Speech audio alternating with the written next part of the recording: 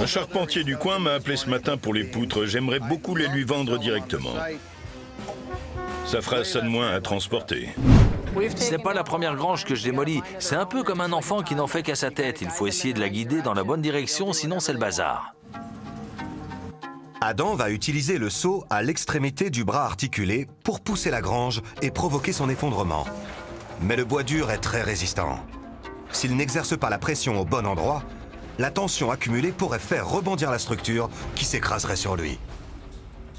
Il me faut ces poutres si je veux rentrer dans mes frais. Si elles cassent quand la grange s'effondre, mes 10 000 $ vont être transformés en petits bois. C'est du solide.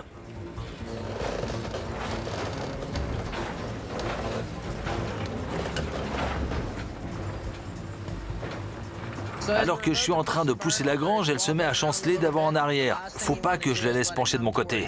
Elle va tomber! Attention!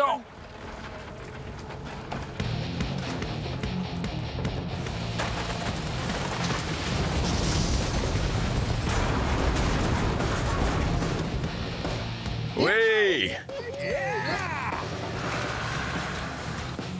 Adam a fait du bon travail. Je ne sais pas dans quel état sont les poutres et la deuxième coupole, mais au moins la grange est tombée proprement. Avant de pouvoir accéder aux précieuses poutres, Ted et son équipe doivent dégager le toit. Ils ont du pain sur la planche. Heureusement, ils peuvent en récupérer certaines parties, ce qui augmente leur profit pour la journée. Ce toit en tôle est très chouette. D'habitude, les tôles sont gigantesques. Là, ce sont des petits carrés de 60 sur 60 cm. Ils pourraient servir à couvrir un plafond. Les gens adorent ce genre de choses. Ils les recyclent, c'est magnifique. On a dû en récupérer dans les 200. À 5 $ pièce, je vous laisse faire le calcul. Dans chaque grange, on trouve généralement un chariot accroché sur un rail qui court le long du toit. Impossible de le décrocher tant que la grange est encore debout, il faut la démolir. J'étais soulagé qu'il soit encore en un seul morceau. C'est du solide, c'est une véritable œuvre d'art en fonte. Le vrai trésor, ce sont les poutres. Il faut qu'on évacue la tôle rapidement et qu'on enlève le toit qui est inutilisable et plein de clous. Ensuite, on pourra accéder à nos belles poutres. Je suis prêt, c'est quand tu veux. T'es prêt? Allons-y. Dégage le toit et sors-nous les poutres de là. Ça marche. Vous n'allez pas pouvoir suivre. Mais si, tu vas être surpris. On verra. Une fois les derniers morceaux du toit dégagés, Adam commence à empiler les énormes poutres pour que Ted et son équipe les découpent, puis les trient. Ted espère récupérer au moins 30 poutres pour un total de 10 000 $. Un charpentier du coin m'a appelé ce matin pour les poutres. J'aimerais beaucoup les lui vendre directement. Ça fera ça de moins à transporter. Bonjour Kenny, comment ça va? Bien et vous? Je m'appelle Kenny, je suis charpentier. Je passe devant cette grange tous les jours et j'ai vu qu'elle allait être démolie. Donc je me suis demandé s'il y avait des trucs à récupérer. Qu'est-ce que vous en dites? C'est une grange. Oui, c'est ça. C'est une grange en morceaux. En effet. Qu'est-ce qui vous intéresse? Toute la structure ou juste quelques poutres? Non, toute la structure? Ah oui, toutes les poutres, toutes les planches. La tôle aussi? Non, pas la tôle. D'accord, je garde la tôle. Mais je peux vous vendre tout le reste.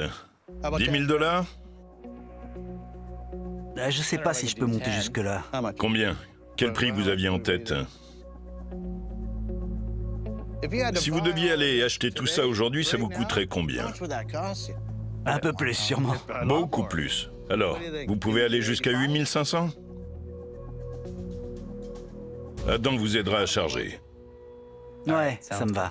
Ça vous va? Marché conclu, super. Je pense qu'on s'est entendu sur un prix juste. Ça va être compliqué à rebâtir, j'ai plein de pièces à trier, c'est un vrai puzzle. Mais ça devrait être un projet sympa. J'aurai ça de moins à ramener, c'est bien. C'est clair. Je suis content, j'ai réussi à revendre la majorité du bois sur place. C'est ça de moins à transporter et John ne viendra pas se plaindre qu'on n'a plus de place. Pour couronner le tout, Adam et moi avons réussi à sauver le plancher de l'aire de battage que nous allons donner à un musée local. Nous avons aussi réussi à préserver les 2 coupoles. C'était une journée fructueuse. Pendant que les garçons rentrent à la boutique, Adam et moi allons livrer le plancher au musée. Je suis très content. J'aurais eu du mal à le vendre, et comme ça nous aidons à préserver un morceau d'histoire. T'as vu cet endroit? C'est sympa, hein? C'est génial. Excellent. Bonjour, vous êtes Stéphanie? Oui, bonjour. Bonjour. Bonjour, contente de vous revoir. Bienvenue dans notre garage de 1948. Cet endroit est magnifique. Voici notre Monarch de 1948. On l'a rentrée pour l'hiver. Superbe. Vous la conduisez? Oui, venez par ici, je vais vous montrer ma préférée. C'est quoi? C'est une Dodge de 1926. Elle est magnifique. Oui, c'est ma voiture préférée. Elle a des supports à l'intérieur pour mettre des fleurs, pour parfumer votre voiture naturellement. À propos de parfum, on a du bois qui sent délicieusement bon là dehors. Nous sommes ravis d'avoir ce plancher. Qu'allez-vous en faire?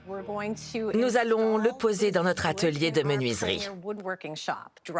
Tel qu'il est, usé et patiné. Il sera idéal, on n'aurait pas pu rêver mieux. Vous voulez venir le voir? Avec joie. Le plancher que nous récupérons est local, ce qui veut dire que le bois vient des forêts de la région. Il était dans une grange. Et maintenant, il sera dans notre musée, où nous célébrons l'histoire locale. C'est vraiment chouette. Et voilà, il est magnifique. C'est un lieu parfait pour clore cette journée. Je trouve ça génial qu'ils réutilisent ce plancher pour transmettre aux jeunes l'histoire locale. C'est super. Ted rentre à la boutique où il a rendez-vous avec une nouvelle cliente qui cherche de la verrerie. Je m'appelle Alison. Je gère une boutique en ligne d'objets anciens. Je suis venue voir Ted parce qu'il a des objets intéressants. Je suis venue voir ce qu'il avait. Pas mal, hein? Très mignon. Ça vous plaît? Oui. Alison revend des objets de décoration, je sais ce qu'elle aime. En général, je cerne bien les goûts de mes clients. Dites-moi plus. Eh bien, c'est un signe. C'est tout. Vous êtes un petit malin. De quelle époque? Les années 50? Oui, je pense que ça date des années 1950. Pas mal de ces trucs datent des années 50 ou 60. Le verre est très tendance en ce moment. Les gens veulent de l'ancien. Ils ne veulent plus aller dans les grandes chaînes acheter du neuf. Ils veulent des objets qui ont une histoire. Oui, ils sont sympas. Je parie que plein de gens se sont saoulés avec ces verres. Probablement. Vous les avez trouvés où? Tout ça vient d'une vieille ferme. Cette maison est remplie de bibelots, les gars. Il y en a partout. Oh la vache. Combien on a de sacs? 15. 15? Il va nous en falloir plus. Peut-être de la verrerie de la dépression? Oui, tout à fait. J'adore cette période. Oui. La verrerie, fabriquée à partir de 1929 et jusque dans les années 40, est souvent appelée verrerie de la dépression. Ce sont des objets transparents ou colorés, produits en masse, qui étaient distribués gratuitement ou vendus à bas coût en Amérique du Nord, où des millions de personnes souffraient de la pauvreté. Aujourd'hui, ce sont des objets de collection. Les plus rares peuvent se vendre plusieurs centaines de dollars. Les jeunes urbains recherchent ce genre de verre vintage de seconde main. Tout le monde veut avoir un style unique chez lui. Cela m'intéresse beaucoup. Combien pour tout ça, tous ces magnifiques objets en verre? La clochette est offerte. La clochette est offerte? Oui, bien sûr, Bien. la clochette a beaucoup de valeur. D'accord. 50 $. 50 $, soyons sérieux. Disons 150. D'accord. Mais vous me laissez celui-là pour 25 $. Donc 175? Je vais dire marché conclu, parce que je peux en trouver d'autres et je sais qu'on peut faire affaire tous les deux. Bien sûr. C'était bien. C'est pas une grosse vente, mais j'aime rencontrer de nouveaux clients et conclure une transaction. Une nouvelle mission nous attend demain à l'aube. J'ai hâte d'y être.